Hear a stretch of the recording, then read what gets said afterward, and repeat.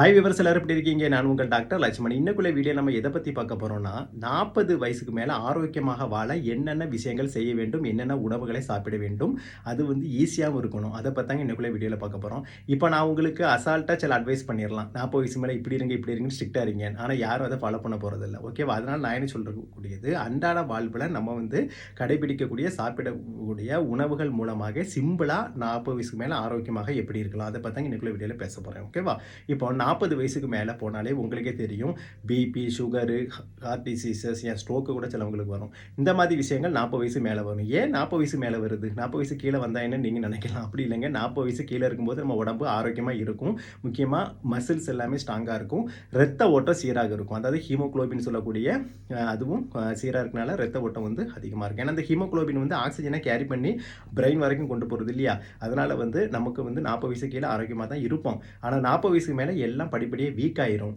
எலும்புலேருந்து மசில்ஸ்லேருந்து வீக்காகும், haemoglobin level குறையும், ரத்த ஓட்டம் குறையும். இந்த விஷயங்கள்னால நமக்கு என்ன ஆகுது அப்படின்னா, 40 வயசு மேலே தான் இந்த மாதிரி வியாதிகள் வர்றதுக்கு வாய்ப்புகள் அதிகம். அப்புறம் ஹார்ட்டுக்கு போகக்கூடிய இந்த பிளட் வெசல்ஸில் பிளட் கிளாட்டு, அதாவது ரத்தம் உறைதல் எல்லாமே 40 வயசு மேலே தான் அதிகரிக்க வாய்ப்பு கூட. அதுக்கு வேண்டிய 40 வயசு கீழே வராதானே இல்லை, 40 வயசு கீழே வரலாம். ஆனால் ரொம்ப ரேர் தான். 40 வயசு மேலே காமனாக வரும். இப்போ நம்ம என்னென்ன ஆக்டிவிட்டி ப்ளஸ் உணவு மேற்கொண்டால், சிம்பிளாக மேற்கொண்டால் இந்த பாதிப்பிலேருந்து தப்பிக்கலாம், அதை பற்றி பார்க்கலாம். இப்போ உணவுன்னு எடுத்துக்கலாம். உணவுன்னு எடுத்துக்கிட்டால் நீங்கள் அன்றாடம் வந்து நார்மலாக நம்ம ஊர்களில் இட்லி தோசை சாப்பாடு சாப்பிடுவோம் இல்லையா? அதை ஃபாலோ பண்ணிக்கோங்க. ஆனால் அதை அளவு கம்மியாக சாப்பிடுங்க. அப்போ அளவு கம்மியாக சாப்பிட்டா நமக்கு வயிறு பசிக்குமே டாக்டர், நீங்கள் கேட்குறது புரியுதுங்க. அதுக்கு ஒரு சொல்யூஷன் சொல்கிறேன். அதுக்கு வந்து ஒரு அருமையான சொல்யூஷன் வந்து ஓட்ஸ் தாங்க. இப்போ ஓட்ஸ் எடுத்துக்கிட்டிங்கன்னா ஈஸி மெத்தட். இப்போ வந்து ராகி, கம்பு அதெல்லாம் இருக்குது, அது நம்ம ஒரு ஐட்டம் தான். ஆனால் அதை வந்து ப்ரிப்பரேஷன் பண்ணணும், அது வந்து பெரிய ஒரு பாடாக இருக்கும். ஆனால் ஓட்ஸ் வந்து ஈஸி. ஓட்ஸ் வாங்கி என்ன பண்ணுறீங்கன்னா, ஒரு வாட்டரில் வந்து ஊற போட்டு வச்சுக்கோங்க. இப்போ நீங்கள் ஒரு நைட்டு முக்கியமாக சொல்கிறேன். இப்போ ஒரு நைட்டு இல்லை காலையில் எப்போ சாப்பிட்டாலும் சரி தான். ஆனால் நைட்னா வந்து ஏர்லியராக சாப்பிட்றணும். ஏன்னா வந்து லேட்டாக சாப்பிட்டீங்கன்னா அது வந்து சிலவங்க ஸ்டொமக் பிரச்சனை உண்டு பண்ணும்.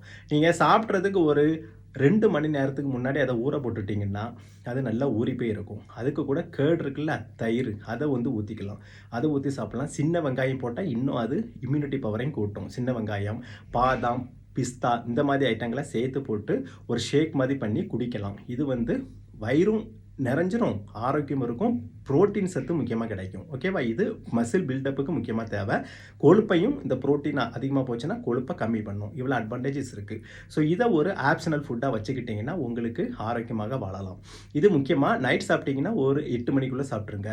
இல்லைனா மார்னிங் பிரேக்ஃபாஸ்ட் மாதிரி கூட சாப்பிட்டுக்கலாம். அப்புறம் இதை சாப்பிட்டும் வயிறு நிறையாதவங்க கூட வாழைப்பழம் அதை வந்து கூட சேர்த்து மிக்ஸ் பண்ணி சாப்பிட்டுக்கலாம். இல்லைனா அது கூடயே செப்பரேட்டாக வாழைப்பழத்தையும் சாப்பிட்டுக்கலாம். இது ஒரு அருமையான ஒரு ஃபுட்டு. இதை சாப்பிட்டிங்கன்னா உங்களுக்கு வயிறும் நிறைஞ்ச மாதிரி இருக்கும், கொழுப்பும் போடாது, ப்ரோட்டீன் கூடுதலாக கிடைக்கும். ஓகேவா? இது மசில் பில்டப்புக்கு நல்லது.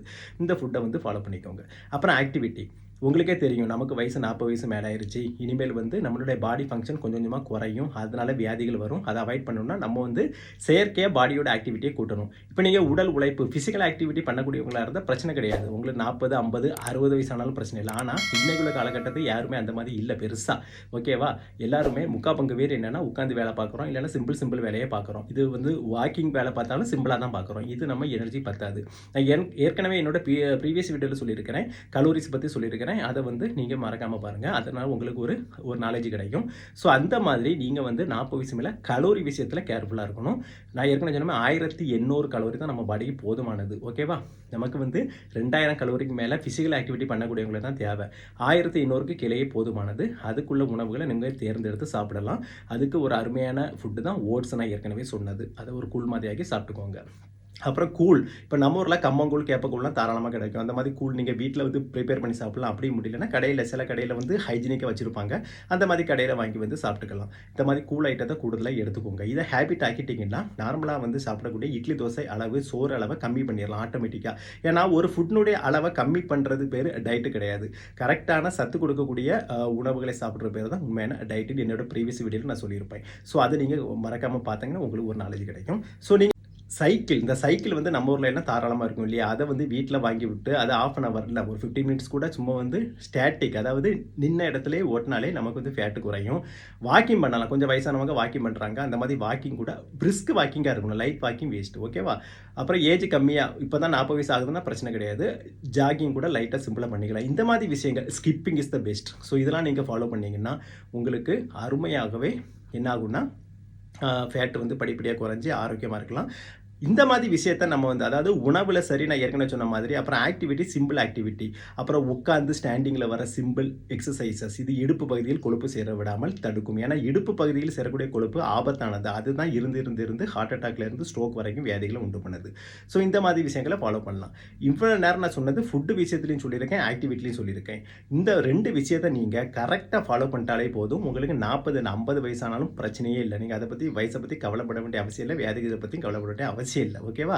இது உங்களுக்கு ஈஸியா இருந்திருக்கும்னு நம்புறேன். இது உங்க உறவினர்கள், நண்பர்களுக்கு ஷேர் பண்ணா அவர்களும் பார்த்து பயனடைவார்கள். எதுக்குன்னா எல்லோருமே ஆரோக்கியமாக வாழத்தான். அப்படி எல்லோருமே ஆரோக்கியமாக வாழ என்னுடைய வாழ்த்துக்கள். இதுவரைக்கும் என்னோட சேனல சப்ஸ்கிரைப் பண்ணலனா மறக்காம சப்ஸ்கிரைப் பண்ணுங்க. மறக்காம உங்க ஃபிரெண்ட்ஸ் அண்ட் ரிலேட்டிவ்க்கு ஷேர் பண்ணுங்க. ஏன்னா இது 40 வயசுக்கு மேல ஆரோக்கியமாக வாழ முக்கியமான ஒரு வீடியோ. அவர்களும் பார்த்து பயனடைய வேண்டும். மீண்டும் அடுத்த வீடியோவில் சந்திப்போம். அதுவரைக்கும் பாய்.